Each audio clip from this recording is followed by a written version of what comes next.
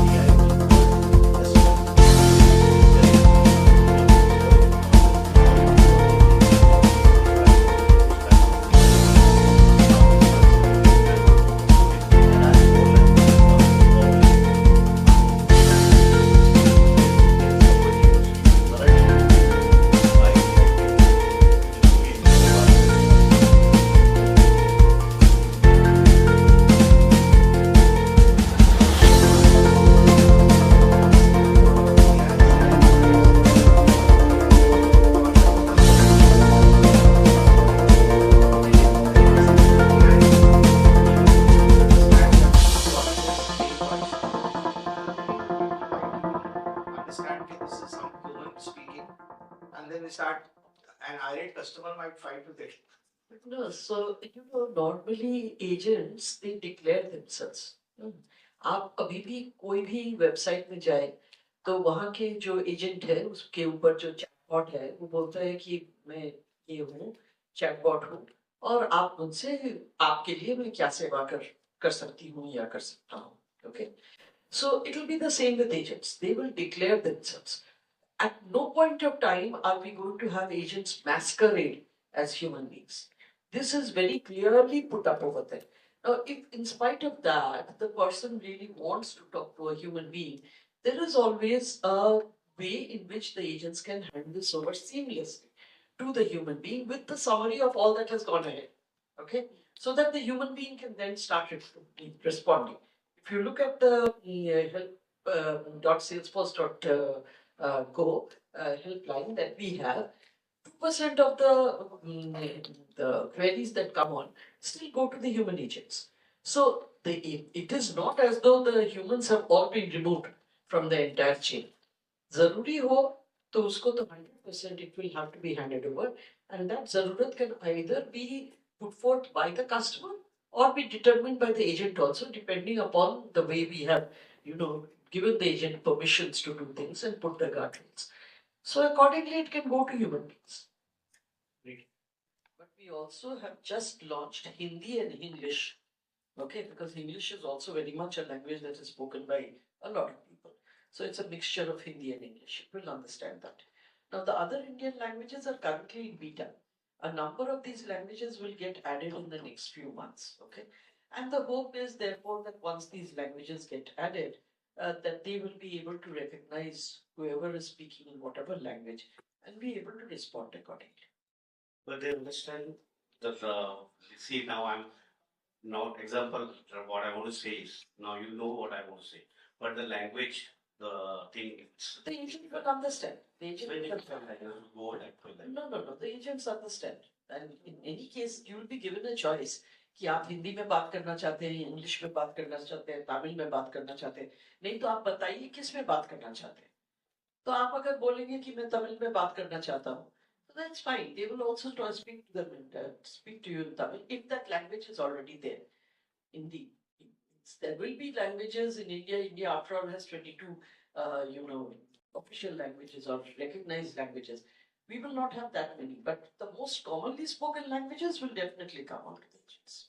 So, like we said, see clearly the return on marketing spend. And if you see the number of email clicks. I mean, if you are spending X amount of money to generate so many emails to be read, and now the amount of money that we are spending, this is difference. It's probably chalk and cheese. So in Salesforce itself, I mean, for each when you create campaigns for each campaign for each media, you assign a budget, and against that you track leads, and against leads, opportunities, conversion. So that entire flow, it's completely available on a Tableau dashboard. So you come to know what's your cost per lead, what's your cost per, and we have seen fabulous results over there. So I mean, ROI is definitely something that's getting delivered. One thing I want to say, ROI, when we talk about it, it's not only quantitative, it's also qualitative. Okay. So, what is their NPS? What is the market share? What is the customer satisfaction score? All of these also work into your ROI. So, you cannot just say bottom line, top line are the only two things that show you the return. I think that's right. I must say that. So there's a quantum leap in our NPS score. I mean, just imagine customer if you are getting a reward after 7 days, and if now you're getting it in 4 hours, obviously, yeah. And across 17 touch points on the Salesforce platform, we are getting this from the customer, the CSS and the NPS. So it's gone very close to 100. In any organization, the fragmentation of data and the ability to leverage that data is the opportunity that will unlock the agentic. So, whether it's structured data that sits in columns and rows and mobile numbers, factory earnings, etc. So structured data or unstructured data, think about all your respective organizations. Um, if you think about the digital transformation journey that companies have been on, this whole concept of data lakes and data cloud, and that exists. So for Salesforce, as an example, this ability to have a data cloud layer that sits on top of all your internal applications that can then consume all the information, right? But also, also the fact that we can also have a zero copy partnership with a lot of the other data. So if it's AWS, or if you're a customer who's already built your data lake on Databricks or Snowflake, we don't want you to throw all of that intelligence away, right? Because a lot of money and time has been built in creating a single source of truth, right? Whoever has done whatever. So the zero copy integration allows companies to leverage the infrastructure that they've already created about creating a single source of truth for the customer, and then that becomes a source of information to help make decisions.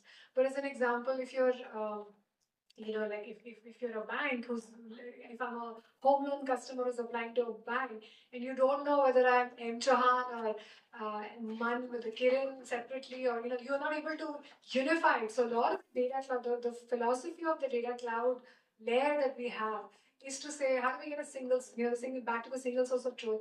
How do you DDU, as an example, right? Like M. Chauhan is the same as Mankiran, right? Or may have with a common identifier. Might be a deduplication that gets done. So the simplification before an action can get done is the opportunity at the data layer for us in data cloud. But what I also want to say is that because of the zero copy opportunity, we're able to have customers leverage the data investment so that they can then build AI on top. There are two other things that we have, we deploy on the data cloud, which is the MuleSoft product and the Informatica piece that we just acquired.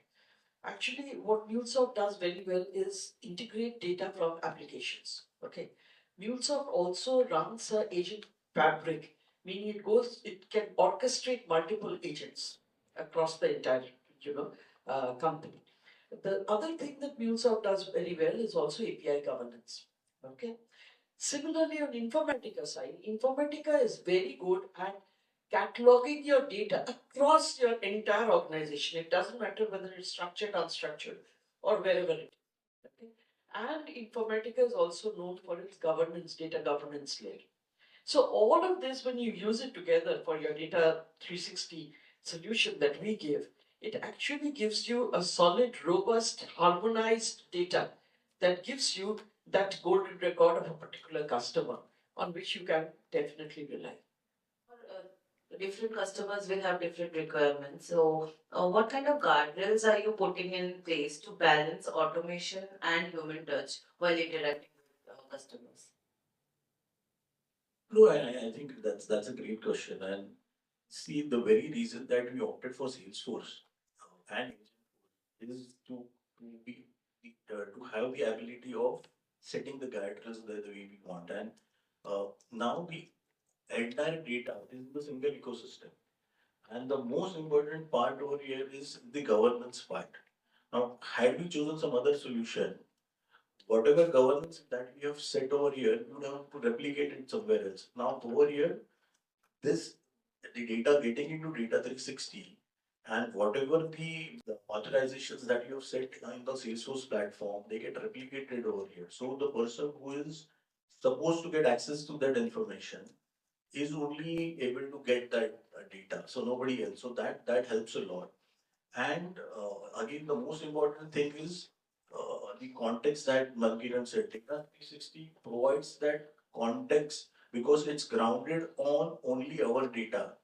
LLM is being used for maybe articulating, but the data is our data, and all the communication that the agent does is only based on our clean data. So I think that solves the problem.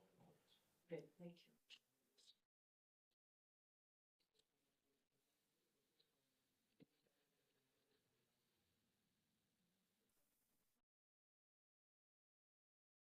Yeah, so see, I think as you I mean, the digital transformation journey actually started in 2020. And although this seems something very gradual, but uh, in 2020, when COVID struck and all organizations started identifying digital transformation as a way to do business, I think that's the time we partnered with Salesforce. And we implemented the Sales Cloud, Service Cloud, Marketing Cloud. Then it was called Data Cloud now, what Data 360. I think we went through that entire thing. We built Tableau dashboards. So the data cleansing activity, prepping up of data, making it available for decision making is something that was continual process. It's not like it happened overnight. And when Agentforce came in, there was already data available which was in some form available for AI usage. We had to do work on that as well. But what helped us was that we did not have the challenge of having data in multiple systems. We were completely on the Salesforce platform. Everything was available at one particular place. So I think that's the very reason why we are ahead of the curve. I mean, we have done much more than a lot more people because they have the data in disparate sources. I think, and I should thank Salesforce. I mean, we visited their SIC. I think a lot of work happened with them, and I think we jointly envisioned this customer first initiative that got curated at that time. While Data Reality had the advantage of having the data and the workflows already on us, and therefore the agents came organically on top of the agentic layer. That doesn't always happen. If you saw the keynote, there is a layer of context, there is a layer of work, okay, on top of which the agentic layer sits. Now, this layer of context, which is the data, and the layer of work, which are the workflows, if they are on Salesforce, then absolutely we have no issues. It is only when we went headless, we've just got the headless agents. At this point of time, therefore, even if you're not organically on the Salesforce platforms, even then, even if you are on anything else, that means maybe the data is in, say, Databricks or Snowflake, the workflows are on, say, Microsoft or somebody else, even then we can build that headless agent because today now we have the ability to go draw from all of these and create the right kind of agentic output. So today we are not dependent on the fact that you have to be only on these platforms. If you are only on these platforms, it becomes very easy. It's extremely easy to turn on the agents on top of that. If it is not, then we have to build the headless. And again, that's not something very difficult, but it can be done it's quite easily.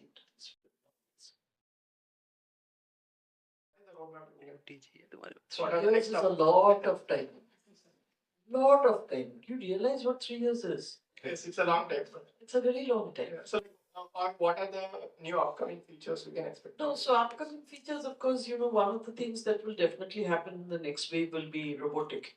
So robotic agents. Today, for instance, like chatbots, robots are meant for one job only, or they know how to do one job.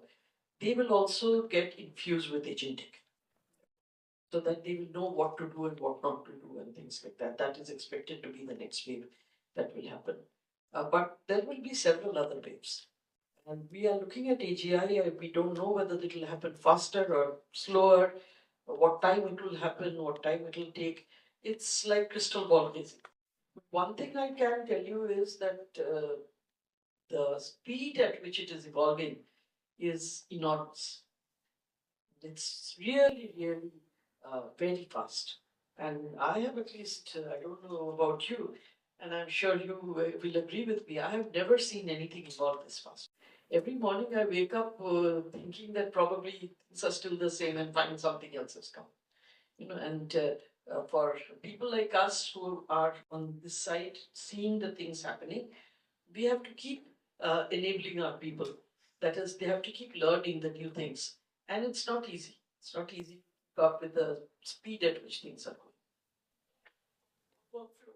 Wanted to understand a bit more about that, how Salesforce is looking into that. Are you experimenting with something on those lines, and can we expect something around those use cases? You showed the sub-agents already. Yeah, I think we may not be sure about the sub-agents, but I'll take an example. So what was your name? Devang, so we showed it as an example, saying you could have in Slack bot itself, you could have we have Tableau dashboards. So when I want to run my business, I want to understand what is my forecast today or what business is closed today. So there is a reporting agent with information that sits there. I might be coming to meet with business and I want to know, okay, what's the relationship? There might be a sales agent that can help me curate a pitch. Say, okay, based on what he's already done, maybe I want to go sell Agent Force voice to him on his current chatbot, right? So I have a sales agent there. But I'm also a manager managing teams, and right yesterday we completed our employee internal survey. So I also want to know, what is the completion rate of my team. Now, 3 different conversations that I can also just use the Slackbot agent to say, hey, tell me about how I should prioritize my day, because that has access to my calendar and also has the ability to then say, okay, the sales agent will help me do this, but it gives me one unified view to say, as an employee, this is what it is, right? Let me give you a context, an example in a bank, back to the home loan conversation. If you're applying for a home loan, you're going to need a CIBIL score, right? Your financials have to be checked. So there is a small agent that maybe gets spun off to say, okay, let's go check the financial credibility. The second agent may be a document agent. I need to check the passport or whatever, right? Like whatever is your Aadhaar verification, address proof, all of that verification has to happen. There is a maker checker. There is going to be a verification agent to say, is this being done correctly? So on, so on. Threads. We can obviously talk with a lot more authenticity about running a bank, but I'm arguing with the call what the agents might be, right? So there'll be multiple agents, and that was agent to say the loan, the decisioning is happening, the decision made. This is worthy of decisioning or not. Now that agent is counting on all of the smaller sub-agents to help make that decision for the big picture. So that's an example of one of our customer side, but that's what we mean by a super agent. That for one agent to get something, there are different types of things. A document agent is looking at documents and analyzing a document agent, which is very different than an API that's being pulled to get your CIBIL score.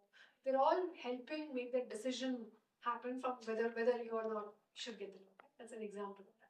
Product is available, and when we are pitching to our customers, we showcase the need for such products, and if the customer finds it suitable, they opt for it.